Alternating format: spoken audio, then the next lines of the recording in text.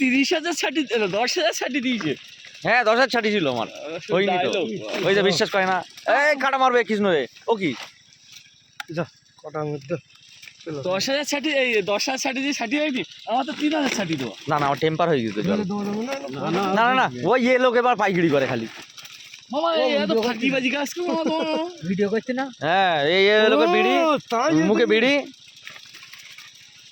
তাই এদিকে আমি ভুল না ওই মামা ওই সাইডে টানবে এটা, বুঝছো? ওই সাইডে টানবে।